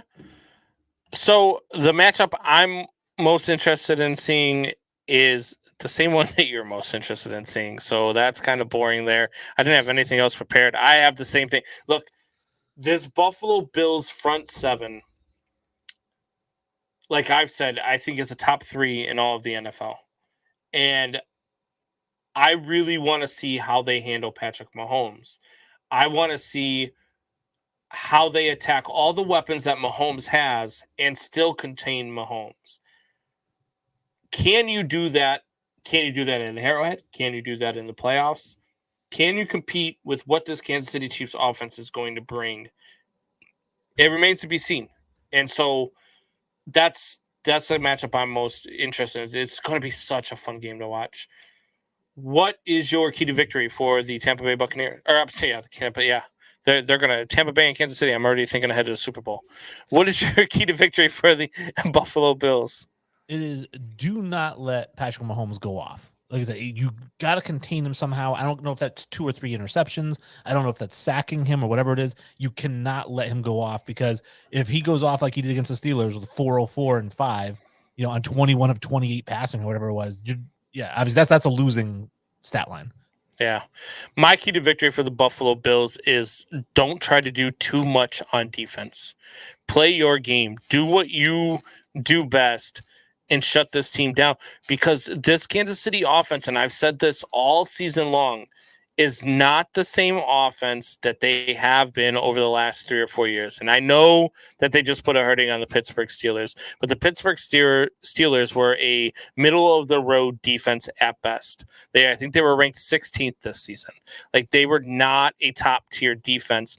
And when the Kansas City Chiefs have played a top-tier defense this year, they don't put up points. They struggle. And do the things that you do best. Disguise your blitzes. Do what you guys do, and you're going to be just fine. What is your Kansas City Chiefs key to victory? Offensive line against the Bills' defensive line. You've got to not let them get to your quarterback. Yeah.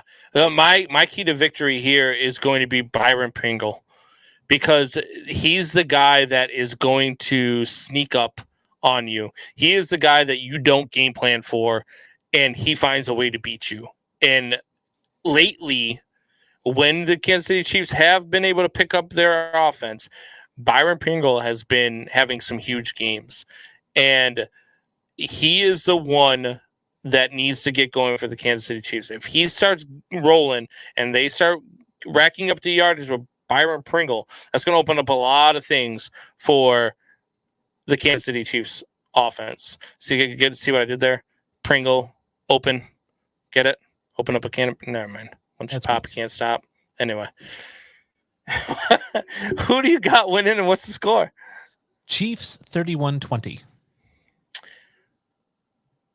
I am going with the Buffalo Bills, and I am going Buffalo 27-20. I think that the Buffalo Bills are just I just think that they defensively, I think they're going to be able to stop Kansas City. I think they're going to frustrate Kansas City. I think that they are going to be up 27-13 with about 3 minutes to go in the game. I think Kansas City is going to try to make a run. They're going to put the ball in the end zone with about a minute and a half to go, and then they're going to miss the onside kick. And that's how this one's going to end. It's not going to be as close as the score dictates. I think the Buffalo Bills will roll this one, and Alpha Rob will be happy that I just made that pick. Yeah, see, I think the Chiefs are going all the way to the Super Bowl, and that'll be back to back to back for Mahomes. It will be. It'll be 3 in a row for Mahomes. 4 years in the league and 3 Super Bowls. He's well on to pace with Brady.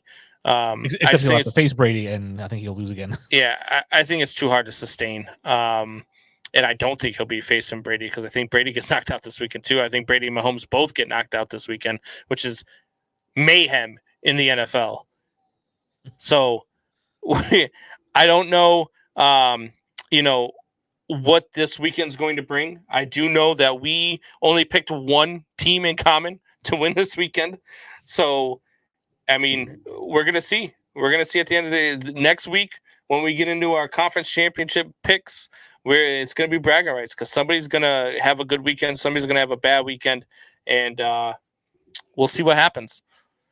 So we're going to get to another break and give us 2 minutes. We'll be back with some AFC over under. Get them betting books ready again. We'll be right back.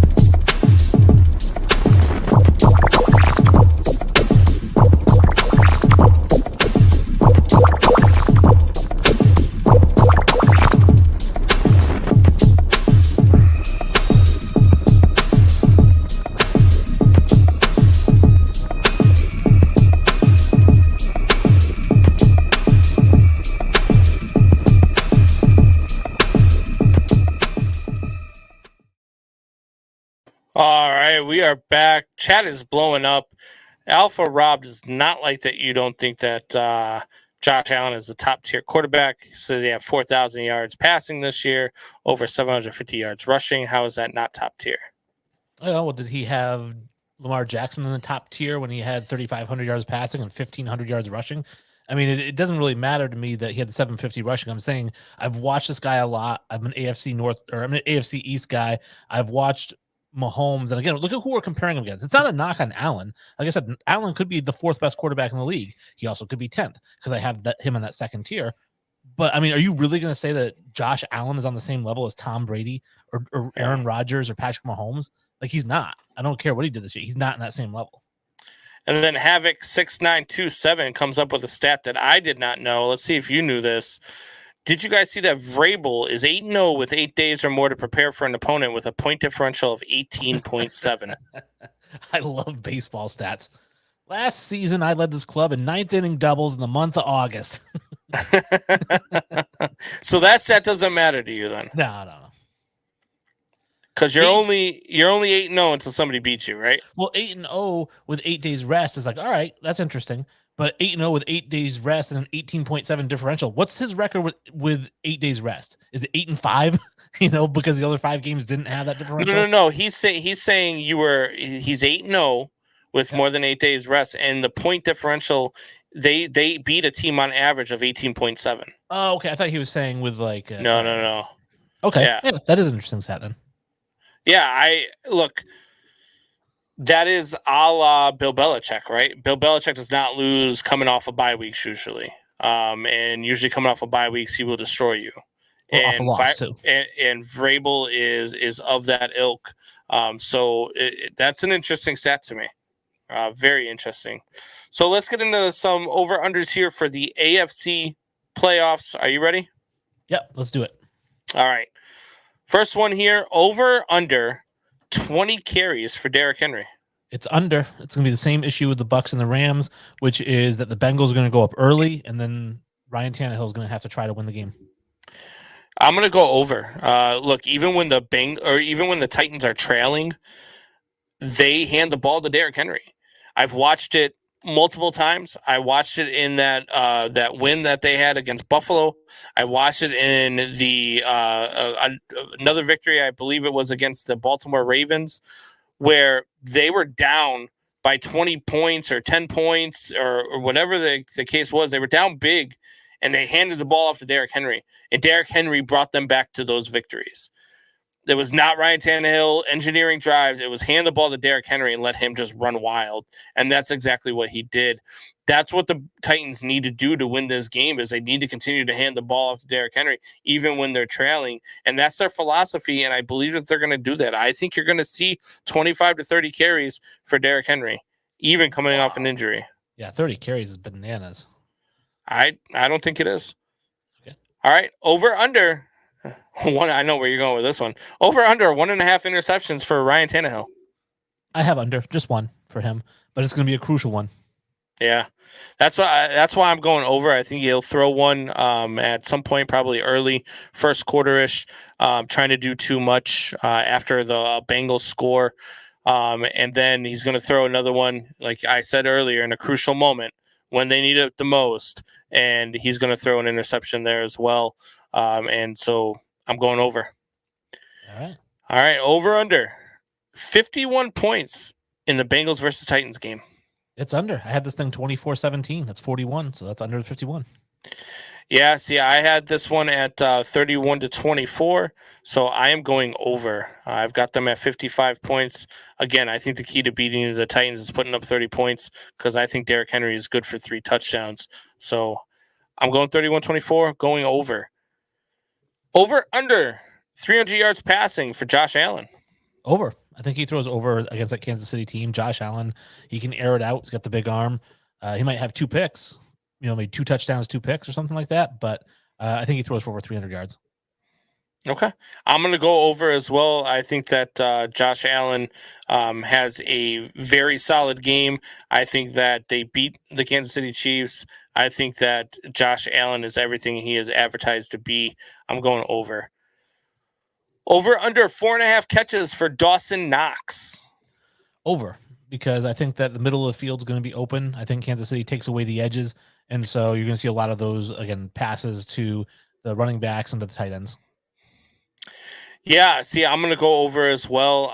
Dawson Knox is usually getting about 9 to 10 targets a game. He is one of those guys that Josh Allen really leans on, especially down the middle of the field. And so I'm going to go over 4.5 catches for Dawson Knox. Over under 4.5 catches for Travis Kelce. I went over again. Again, this is going to be a high-powered offense. I think he's one of your top 2 targets. Tight ends get open easier than wide receivers. So I think that he's probably going to have the most receptions for the Chiefs. Yeah, as much as I want to go under here, because I think he's going to be a focal point for the defense of the Buffalo Bills, I just don't think, no matter how much of a focal point you are, a lot like Rob Gronkowski, you just can't stop him from getting his catches. And so I'm going to go over here. He's probably going to have somewhere around 5 or 6 catches. So I'm going with the over. Last one here. Over under 350 passing yards for Patrick Mahomes. I went under on this one. This Bills defense is not the Steelers defense, so they are not going to give up 400 yards to him. I have him somewhere between 295 and 315, so he might break 300 just like Allen, but I don't think he gets to 350. Yeah, I don't think he gets to 350 either. I think this Buffalo Bills defense does a great job of containing him. I think a lot like I think with the Los Angeles Rams versus Tampa Bay Buccaneers, I think it's going to be a frustrating night for Patrick Mahomes. I think he's going to have to, force the ball into some bad situations. I think he's going to have to throw the ball, into the ground a lot. I think he's going to throw the ball out of bounds a lot. I think he's going to get chased around the pocket. And so I'm going under as well. So, a couple things I want to get to here. We got a lot of stuff going on in the chat. Drew says Kelsey and Hill will be double teamed, which leaves Pringle and Hardman open. And if Pringle and Hardman become successful, that forces adjustments, and then Kelsey and Hill start out. Yeah, I mean, that's possible. I mean, what Bill Belichick has done classically when he plays against teams that have that star like this is he takes away your best player. He'll put a safety over the top on your best player, and that guy's just nullified for the whole game. So it's picking your poison. I don't think you can double team both of those guys. I think if you double team Hill and Kelsey, even if you completely take both those guys out of the game, then Patrick Mahomes does get that 400 yards because you're leaving some people really wide open. So you can only double team one of them. It's probably going to be Hill, and that's why Kelsey's going to get his catches. Yeah, see, I think that the Bills' defense is talented enough that they're not going to double team anybody. I think that the Bills nightmare then. No, I think the Bills defense is good enough and talented enough that they're not going to have to double team these guys and allow these guys to get open. They're good enough to stop these guys all the way around. So I think that, look, Drew's a Kansas City fan. So I think Drew is hoping upon hope that that's what happens. And it's quite possible that it does happen. It is quite possible that does happen. Look, the Kansas City Chiefs are a very good football team. Patrick Mahomes is a very good quarterback. I just think that the Buffalo Bills defense is a little bit better. Yeah, the Chiefs choose not to double team either of those guys. You might as well just turn this game off at halftime, everybody. Really? You think so? Oh, yeah. Yeah, Mahomes will kill them if they don't double one of those guys. Okay. All right. I guess we'll find out. Alpha Rob says, you're a Belichick guy, Wayne. Mahomes' struggle versus his defense, and Allen kills Belichick defense in 4 out of 5. All right. Oh, so this is like the argument that he's on the same level as Mahomes? He's on the same level as Mahomes because he struggles versus Belichick's defense, but Josh Allen has killed Belichick's defense in 4 out of the 5 games that he's faced him.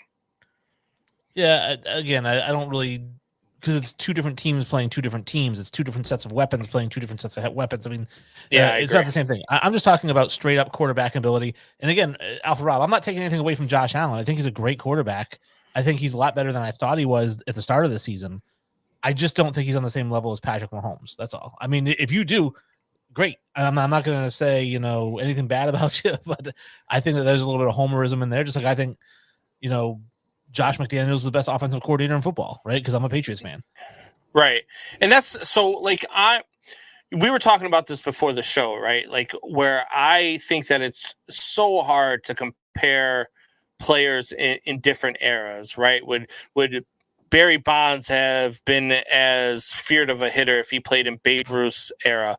Would Babe Ruth have been as solid of a hitter if he played in Barry Bonds' era? Would Wilt Chamberlain be as good if he played in the 80s and 90s where you could absolutely destroy each other on any given night? Those are the types of things that are hard to determine because it's different eras, right? And in that same argument, these are different teams. Like just because, I mean, if you look at it that way, you could look at, hey, the Bears swept the Lions this season, right? But who did the Lions beat? So the Bears, the Lions beat a top team. So that means that the Bears should have been a top 3 team in this league because they swept the Lions. The Lions beat you can't go off of that. You can't go off of, hey, the Bears played tough against the Steelers. So, and they probably should have beat them if it wasn't for referee error. So the Bears should have been a playoff team this year. That's not how it goes. You can't compare one team stats versus a team against another team's stats versus a team, because we've said it before. I've said it a lot. There's so much parity in this league that you can't do that. Any given team on any given week can have the other team's number. Well, it's not a simple math equation. I know if A is greater than B and B is greater than C, then A is greater than C. But that's not the case in football, because maybe A and B match up differently than A and C do. So that's why it's a different. It's not the same as math. So let's get into that argument a little bit. We talked about Russell Westbrook earlier, and I know you wanted to get into this, and we kind of skipped over it because we were up against a break there. And one of the the things that we were talking about was like big men in the league, Joel Embiid had 20 or 27 minutes played, and he had 50 points. So I mean that's pretty damn good. For those of you that don't know much about basketball, that's pretty damn good. And my question is, should he be considered a top player in the NBA right now? Yeah, he absolutely should. And I've said that he's the best center I've ever seen play. Better than Shaquille O'Neal, better than Hakeem Olajuwon, better than Robinson, in terms of his talent, right? Like in terms of his ball handling, his shooting ability. His back to the basket game is on point. I mean, he doesn't have any weaknesses other than, well, two things. One is his availability, which has been better the past couple seasons. He stayed pretty healthy. But the second thing has been his motivation. And there's definitely some games where he seems like he's just coasting and he isn't really trying. But when Joel Embiid tries, I don't know if there is a better player in the NBA. Not Giannis, not LeBron, not KD. I think Joel Embiid is the best player in the NBA when he decides to play. So you're one of those guys, too, that has Wilt Chamberlain as the greatest player of all time. You got him above Jordan. You got him above LeBron. You got him above Kobe. You got him above all these guys. Is Joel Embiid on the same level as Wilt Chamberlain? No, I mean, nobody is. I mean, because then I'm saying that Joel Embiid's the greatest player of all time, right? And I'm not saying that. And I think nobody's on the same level as Wilt Chamberlain. I mean, we talk about just straight up dominance, and all you gotta do is look at was it March 18th, 1968 versus the Lakers, his quintuple double when he had 53, 32, 14 assists, 11 steals, and 24 block shots. I mean, nobody's putting up those kind of numbers against anybody. That it's insanity. 40-40 career games. That's 40 points and 40 rebounds in the same game. 40-40 career games. He has 8. Second place, everyone's tied with 0. 30-30 games, he's got 129. Second place, 3. So, I mean, his dominance is just ridiculous. If he played today, he'd be the best player in the NBA today. Now, we talked about this again. We talked about this pre-show. We've had this conversation quite a bit because I disagree. Obviously, being a Chicago guy, to me, Jordan's the GOAT. Jordan will always be the GOAT. Jordan changed the game, right? He changed the way the game was played. He kind of in the same way where to me, I heard this argument the other day, kind of the same way that Steph Curry changed the game, right? Steph Curry's on that level of you got to put him in the conversation of greatest players of all time, which I disagree with, by the way. We'll save that conversation for another time. Wilt Chamberlain playing in the 80s and 90s against the bad boy Pistons, playing against the teams, playing against Hakeem Olajuwon, playing against Shaq, playing against guys that are either bigger than him or guys that are allowed to hammer you, guys that can punch you in the mouth. And it's the old adage, right? Everybody is great until they can get punched in the mouth. And then how do you respond from that? Is Wilt Chamberlain's athleticism, are his numbers, the 40 points and 40 rebounds, are they magnified because of lesser talent that he was playing against in his era? Was he just so far ahead of his time?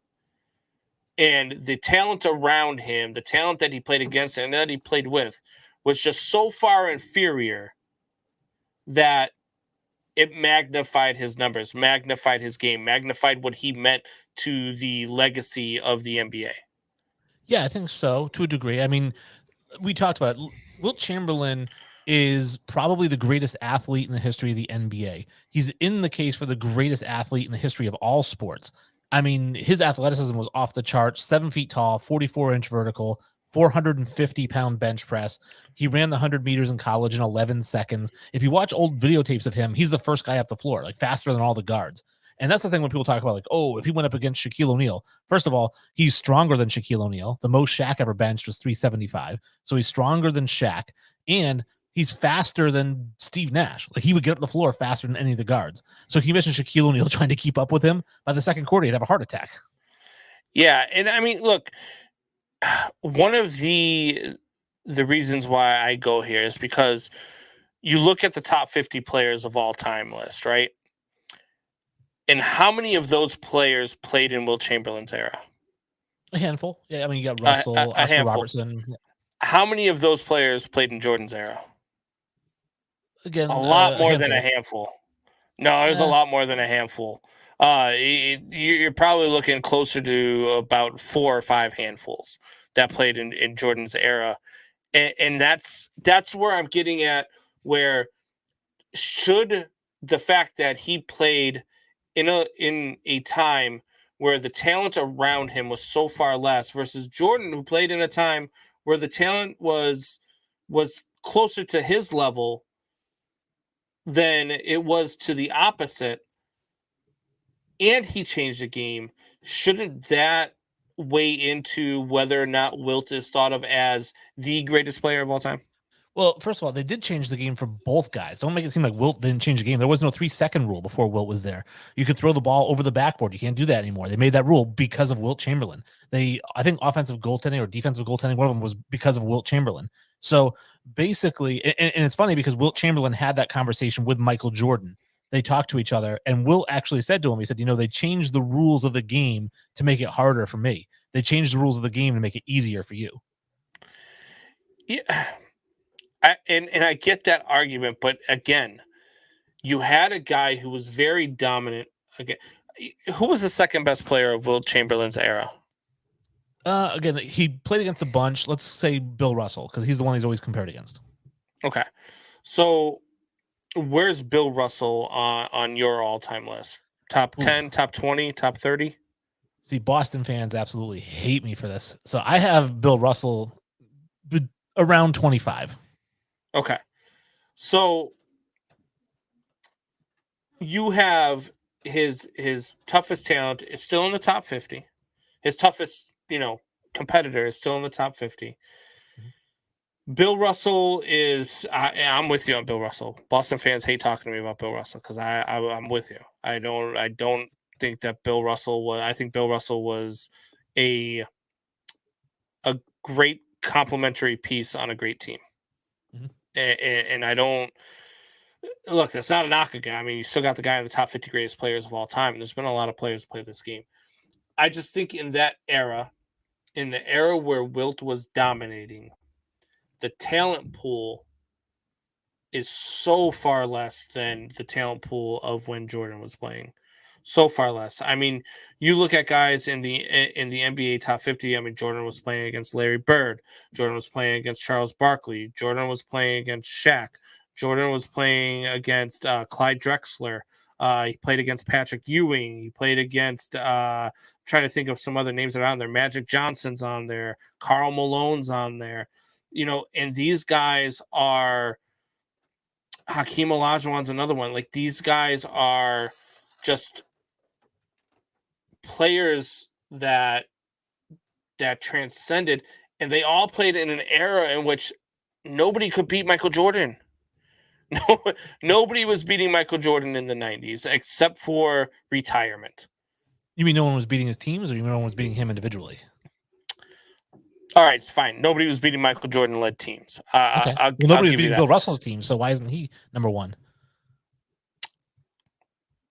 Bill Russell's teams? Yeah. What do you mean nobody was beating his teams? His teams won way more than Michael Jordan's teams. In fact, I'd say twice as many times as Michael Jordan's teams. Again, you go back into that era and you look at that. That's why for me, I have to take into account the talent levels that were playing around those teams and those guys. And those guys were ahead of their time. And it's not to take away from their athleticism. And it's not to take away from how good they were and their legacy, because they are. Look, I think I've got Will Chamberlain at 2. Okay, you've got Will Chamberlain at 1. Could it possibly be? I mean, we've had the argument before. Bonds in Jordan. Are you or Bonds and Ruth? I have Bonds and Ruth. I have Bonds 1, Ruth 2. You have Bonds 1A, Ruth Ruth 1A, Bonds 1B. Right.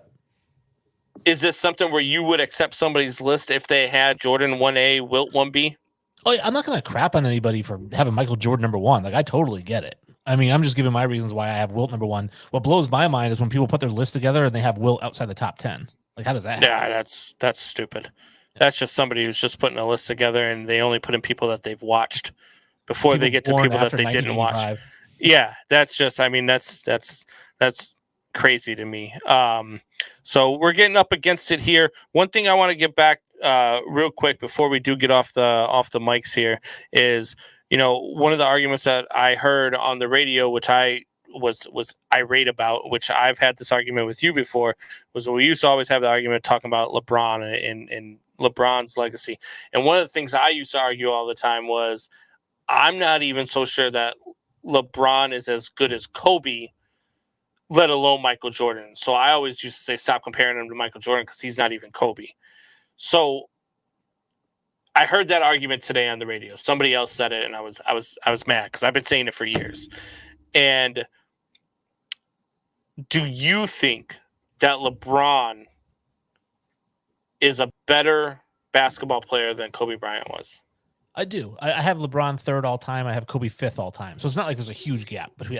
Kareem is the gap between them, you know. Yeah. But I think that in terms of talent and overall skill and what they do, I would rather have Kobe. Like if I'm building a team, because Kobe had that fire, he was going to make you better. He was just going to play his heart out.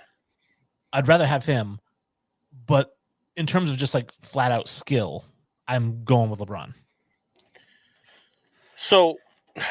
And one of the ways that they pointed it out was, name me the things that LeBron does better than Kobe Bryant. And facilitator is one of them. Clearly a better passer. Kobe just didn't pass the ball. I mean, that was just one of those things. And better rebounder, as you pointed out prior to the show. But Kobe was a top defensive player all time. Kobe was a beast on the defensive side of the ball. Kobe could shoot. I think Kobe is right there with LeBron. Look, LeBron can make the ball from anywhere on the court with his eyes closed. Like this guy is a freak of nature when it comes to shooting the ball. I think Kobe was right there with him. I think Kobe and him in a shooting contest to me would be a phenomenal watch, right? I don't think that he's that far. I don't think he's that far. I don't even have him above Kobe Bryant on my all-time list. I think that Kobe Bryant is a better all-around basketball player. So let me ask you this then, because you think you would have you have LeBron 3 all-time and Kobe 5 all-time.